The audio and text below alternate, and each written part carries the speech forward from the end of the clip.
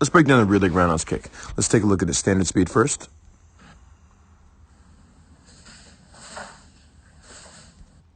And let's go back and analyze it. So, step one, your front foot is going to turn sideways. That's going to be your pivot.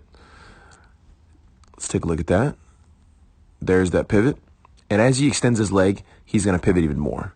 So he's breaking it down to ABC. So start with the pivot. It's going to give you the ability to turn your hips more effectively.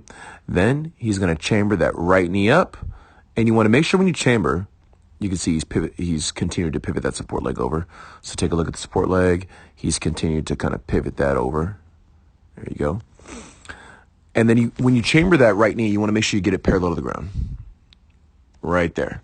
Really important. It doesn't matter whether you're kicking at this level or whether you're kicking at this level.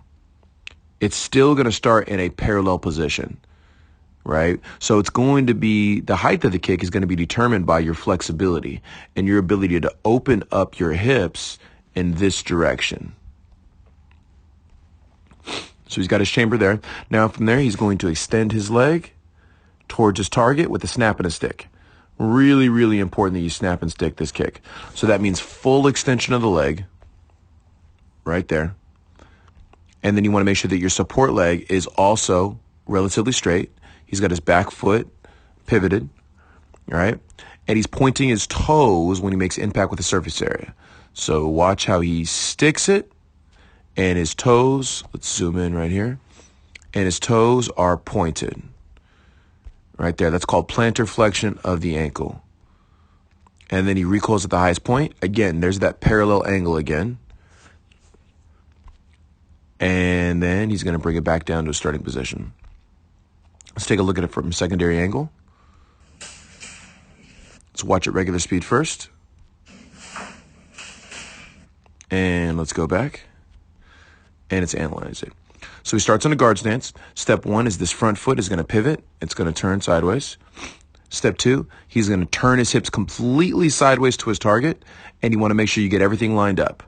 So that means that your knee, your hip, and your shoulder are all going to be flat to the wall. All right? His body completely turned sideways. They're going to finish all on the same plane. Then from there, he's got his shin chambered up, parallel to the ground with his toes already plantar flexed. And then he's going to extend his foot. Again, now he's got shoulder, hip, knee, and foot all should be on the same plane. That's because his body's completely turned sideways. His toes are pointed. Again, that's called plantar flexion of the ankle. All right, similar to a position of somebody that's swimming.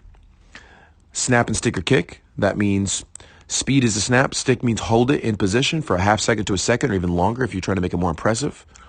You want to make sure that your hands stay up. You want your back relatively straight. The higher you go with this foot, the lower your torso is going to drop. If you're not kicking very high, then do your best to try to keep your back relatively straight. Then he's going to recoil at the highest point. That means he does not drop the knee. So he keeps that knee up. So you don't want this knee to sink as you recoil the leg. You want to keep that knee up and you want to keep it at the highest point. Once his leg is rechambered or recoiled, he's going to drop that foot back to a starting position and his hips line back up like they were when they started. And that's going to be the rear leg roundhouse kick.